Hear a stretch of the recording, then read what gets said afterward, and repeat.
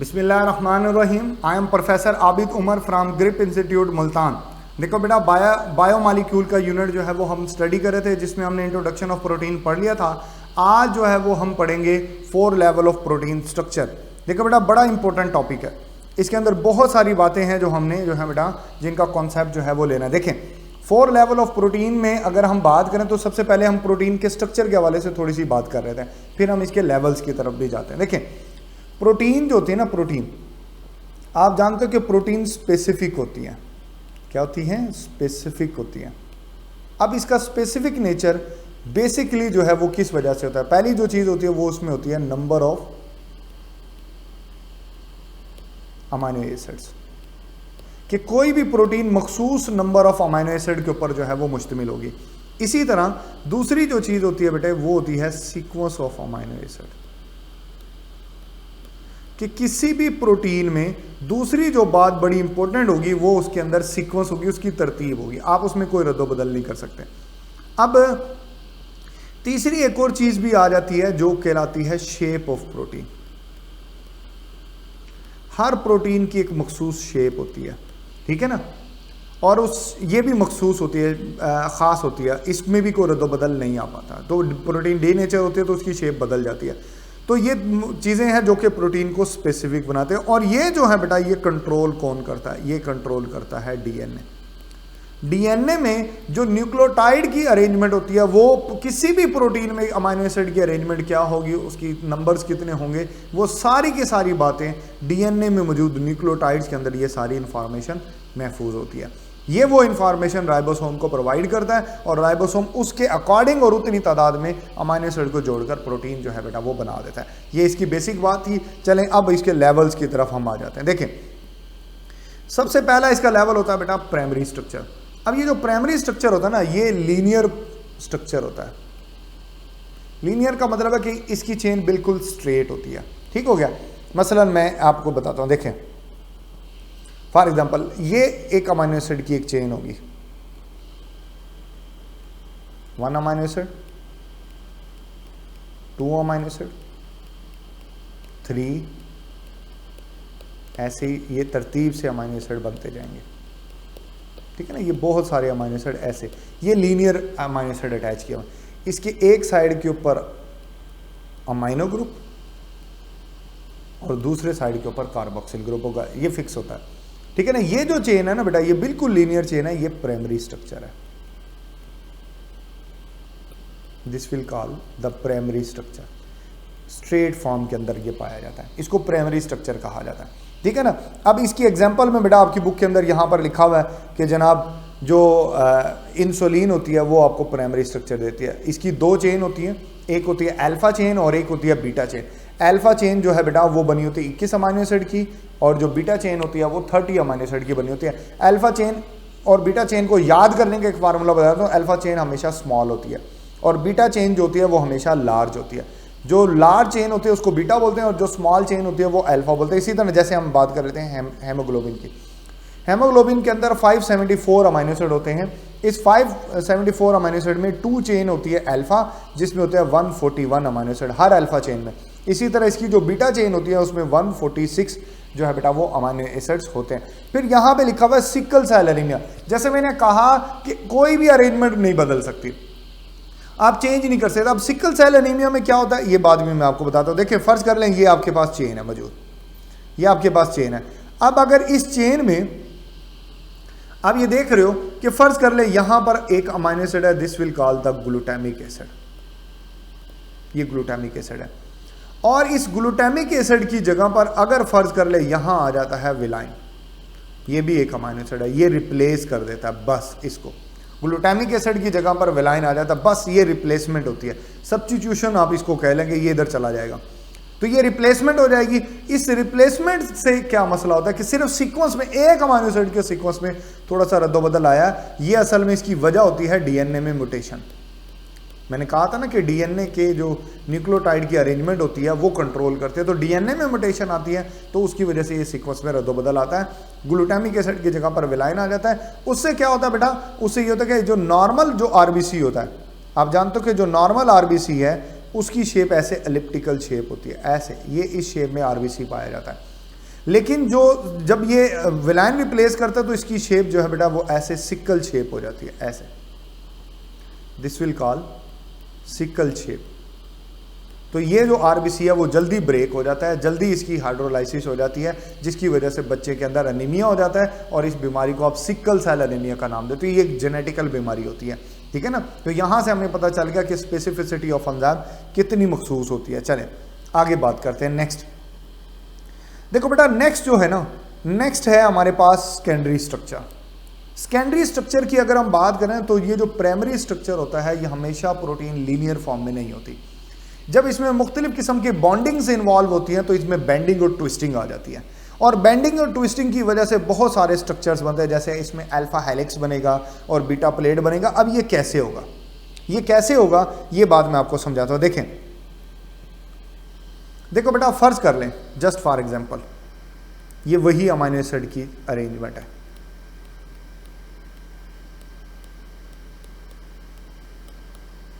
ये वही amino acid है प्राइमरी वाले, ये सेकेंडरी में कैसे बदल जाते हैं।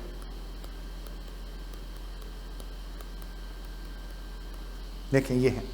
तो बेटा होता पता क्या है कि फर्ज कर लो अगर ये वाला अमीनो एसिड इस वाले अमीनो एसिड को अट्रैक्ट करता है, तो अट्रैक्ट करने से क्या होगा कि ये अमीनो एसिड एक दूसरे के क्लोज हो जाएंगे।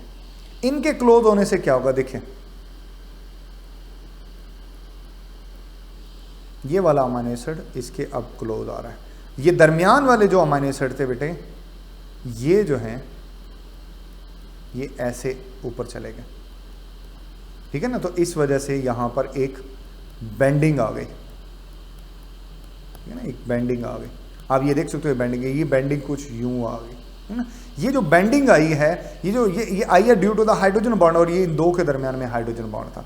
इन दो के दरमियान में हाइड्रोजन बॉन्ड की वजह से एक बेंडिंग और ट्विस्टिंग डेवलप हो गया, जिसकी वजह से ये हेलिक्स डेवलप हो जाते हैं, ठीक है ना। अब ये देख रहे हो, ये बेंडिंग आपको दिखाई दे रही है, ये बेंडिंग आपको दिखाई दे रही है। तो ये जो है बेटा, ये हेलिक्स जो है बेटा, ये डेवलप होते हैं इसी वजह से। और इसकी मेन रीजन जो होती है यहाँ पर सेकेंडरी स्ट्रक्चर के अंदर जो है बेटा, वो हाइड्रोजन बॉन्ड है। वो कौन सा बॉन्ड है, हाइड्रोजन बॉन्ड। अच्छा, उसके बाद ये दो तरह के स्ट्रक्चर बनाते हैं, एक बनाता है अल्फा हेलिक्स और एक बनाता है बीटा प्लेटेड। अब ये क्या होते हैं ये भी मैं आपको बताता हूं। देखें, ये आपको दिखाई दे रहा होगा, ये अल्फा हेलिक्स स्ट्रक्चर है और ये बीटा प्लेटेड स्ट्रक्चर है।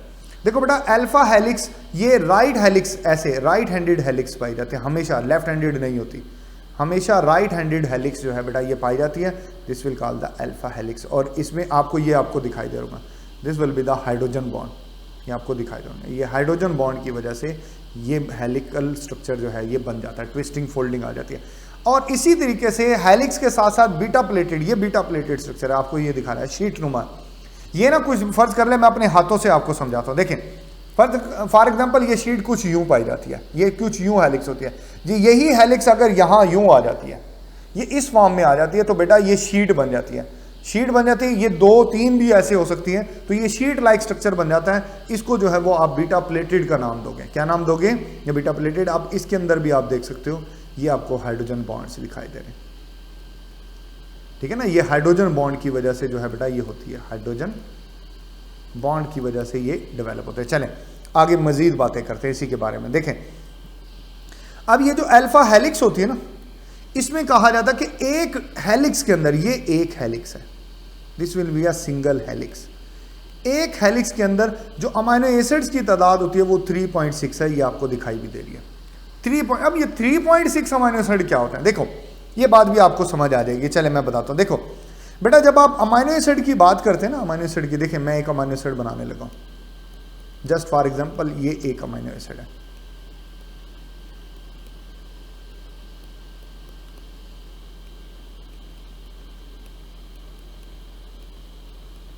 देखें ये एक अमीनो एसिड है। अब स्ट्रेट फॉर्म में ना, स्ट्रेट फॉर्म में अगर आप देखो, ये स्ट्रेट फॉर्म है। स्ट्रेट फॉर्म के अंदर ब्रांचेस को छोड़ के अमीनो एसिड, एक अमीनो एसिड के अंदर 3 एटम होते हैं। एक अमीनो एसिड के अंदर स्ट्रेट फॉर्म के अंदर 3 एटम होते हैं, ऐसे ही है ना। अच्छा, बाकी तो ब्रांचेस हैं। अब अगर जब हम यहां पर जाते हैं बेटा, इसके हेलिक्स के ऊपर आप गौर कीजिएगा जरा, इसकी हेलिक्स में ना यहां पे स्ट्रेट चेन में 1 2 3 4 5 6 7 8 9, ठीक हो गया, और ये 10 और ये 11 एटम होते हैं एक हेलिक्स के अंदर। टोटल 11 एटम है एक हेलिक्स में स्ट्रेट फॉर्म के अंदर।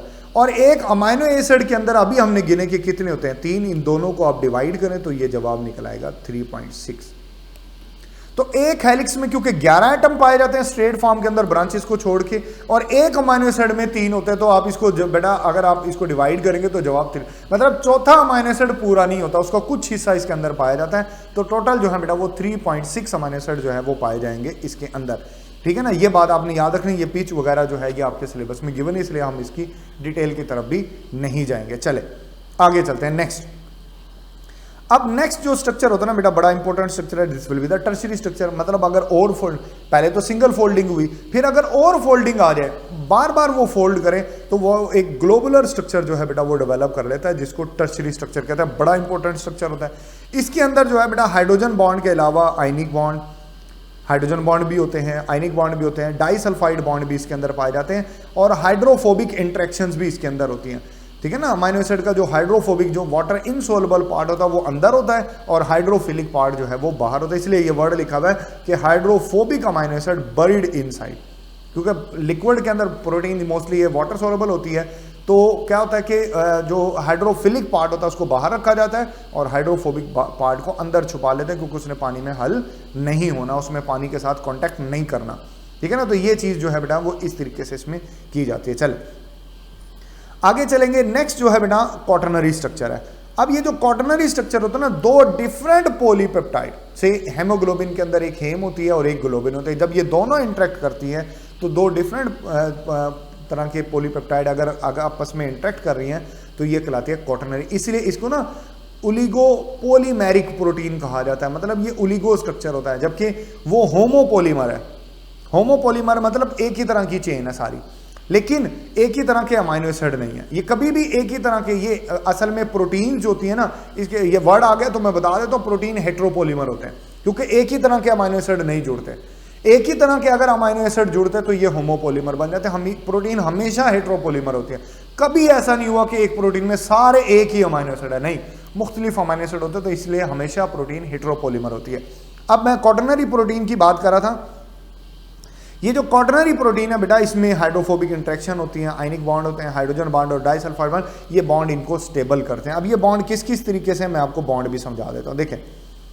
देखो बेटा, थोड़ा सा पहले इसका कॉन्सेप्ट ले लें। देखें, अब ये एक टर्शियरी स्ट्रक्चर है, इसके अंदर आप ये देख सकते हो बेटा, इसके अंदर ये बॉन्ड आपको दिखाई दे रहा है कि बेटा कार्बोनिल कार्बन का जो हाइड्रोजन और इसका ऑक्सीजन, जो ये दोनों आपस में इंटरेक्ट करें, और ये जो बॉन्ड है ये क्या कहलाएगा, this will call the hydrogen bond. इसी तरह अगर यहाँ सिस्टीन अमाइनो एसिड आ जाए, यहाँ भी सिस्टीन अमाइनो एसिड आ जाए, तो सिस्टीन अमाइनो एसिड में सल्फर होता है, तो उन दोनों का सल्फर आपस में बॉन्ड बना लेगा, तो this will call the disulphide bond, this will call the disulphide bond. इसी तरह अगर ये जो है बेटा आप देख रहे हो, कार्बोनिल कार्बन का ऑक्सीजन और अमाइनो ग्रुप, ये दरमियान में आयनिक बॉन्ड भी बना देते हैं। ये जो इंटरेक्शन है ना, जैसे यहाँ पे मैंने लेबल किया हुआ, ये हाइड्रोफोबिक इंटरेक्शन है, कि ये हाइड्रोकार्बन चेन है, एक साइड चेन की हाइड्रोकार्बन दूसरी साइड की चेन से ये जो है हाइड्रोफोबिक इंटरेक्शन डेवलप कर लेती है, दिस विल कॉल हाइड्रो। ये इनसाइड पाई जाती है, या आप इसको शॉर्ट करके ना बेटा ऐसे भी लिख सकते हो कि आप इसको यूं लिख लें, आर और आर के दरमियान में ऐसे बॉन्डिंग पाई जाए, तो this will call hydrophobic interaction. ये मुख्तलिफ किस्म की बॉन्डिंग्स हैं जो कि इसके अंदर जो है बेटा वो एग्जिस्ट करती हैं। चलें उसके बाद आ जाते हैं इस टेबल के ऊपर। देखो बेटा, यहाँ पर आप देख रहे हो कि सीक्वेंस ऑफ अमाइनो एसिड है, यहाँ कॉलिंग है, यहाँ बेंडिंग है, यहाँ पर आप देख सकते हो यहाँ अल्फा हेलिक्स और बीटा प्लेटेड स्ट्रक्चर जो है ये पाया जाता है। ठीक हो गया, ये बेंडिंग फोल्डिंग मजीद बढ़ेगी, एग्रीगेशन होगी 2 डिफरेंट की। यहाँ पर जो है बेटा वो डाइसल्फाइड बॉन्ड भी लिखा होता है, देखें होता है, इंसुलिन में डाइसल्फाइड बॉन्ड होता है, प्राइमरी में भी डाइसल्फाइड बॉन्ड होता है। इसके अलावा यहाँ पर जो है मेजर जो बॉन्ड है वो पेप्टाइड बॉन्ड है। कौन सा बॉन्ड है, वो पेप्टाइड बॉन्ड है। जबकि इसके अंदर अगर आप देखो तो हाइड्रोजन बॉन्ड है, अगेन डाइसल्फाइड बॉन्ड भी होगा इसमें, ये दोनों होंगे, डाइसल्फाइड भी होगा और इसमें पेप्टाइड बॉन्ड भी होगा। ठीक है ना, ये तीनों तरह के बॉन्ड इसमें पाए जाते हैं। टर्शियरी में देख लो तो इसमें आयनिक भी आ गया, हाइड्रोजन भी आ गया, डाइसल्फाइड भी आ गया, पेप्टाइड भी आ गया, और हाइड्रोफोबिक इंटरेक्शंस भी इसमें होती हैं, इसमें भी पाई जाती हैं हाइड्रोफोबिक इंटरेक्शंस, यहाँ टर्शियरी में भी पाए जाते हैं। ठीक हो गया। इसके बाद आ जाते हैं हम क्वाटरनरी के ऊपर, यहाँ हाइड्रोफोबिक इंटरेक्शन, ये सारे बॉन्ड यहाँ पर पाए जाते हैं। अब इसकी एग्जांपल इंसुलिन है। यहाँ पर जो है बेटा जो ये कैरेटिन है, मायोसिन है, एक्टिन है, इसके अलावा इसके अंदर जो है बेटा जो सेकेंडरी प्रोटीन में जो है ये एग्जांपल्स आ जाते हैं, ये फाइब्रस प्रोटीन कहलाती हैं। ये कौन सी प्रोटीन कहलाती हैं? These are called fibrous protein. ये फाइब्रस होती हैं, दे आर इनसोलबल और ये नॉन क्रिस्टलाइन होती है। ये भी बातें आपने याद रखनी है, नॉन क्रिस्टलाइन है, ठीक है ना। ये फाइब्रस प्रोटीन में बातें सारी बताई हुई हैं। इसी तरह जो टर्शियरी है ये ग्लोबुलर होती है। कौन सी होंगी? ये ग्लोबुलर होंगी। इसके अलावा जो है बेटा ये सोलबल होती हैं पानी में, ठीक है ना, और ये क्रिस्टलाइन भी होती हैं, ठीक है ना। ये प्रॉपर्टीज इसके अंदर पाई जाती हैं, ये आपने याद रखनी है। इसकी एग्जांपल में बेटा जो है बेटा एंटीबॉडीज, एंजाइम्स और मायोग्लोबिन, ठीक है ना। मायोग्लोबिन भी इस टर्शियरी प्रोटीन में आ जाती है, ठीक हो गया। अच्छा, क्वाटरनरी में एग्जांपल है बेटा हेमोग्लोबिन। हेमोग्लोबिन के बारे में मैं बता दूं, बड़ी इंपॉर्टेंट बात बताता हूं आपको बात, क्योंकि आपने अगर आप नोट करें बुक के अंदर तो इसको ना हेमोग्लोबिन को अगर आप नोट करें ना बुक के अंदर टर्शियरी की एग्जांपल में भी लिखा हुआ है, जब आप ग्लोबुलर प्रोटीन की वो पढ़ते हो तो ये बेटा फंक्शनली अगर आप इसके फंक्शन को देखें तो फंक्शनली ये एक टर्शियरी प्रोटीन है हेमोग्लोबिन। लेकिन क्योंकि दो पॉलीपेप्टाइड है, लेकिन जब स्ट्रक्चर को देखते हैं तो स्ट्रक्चर वाइज जो है बेटा ये स्ट्रक्चरली जो होती है ये क्वाटरनरी प्रोटीन है। ये बात आपने याद रखनी है, ये क्वाटरनरी प्रोटीन है।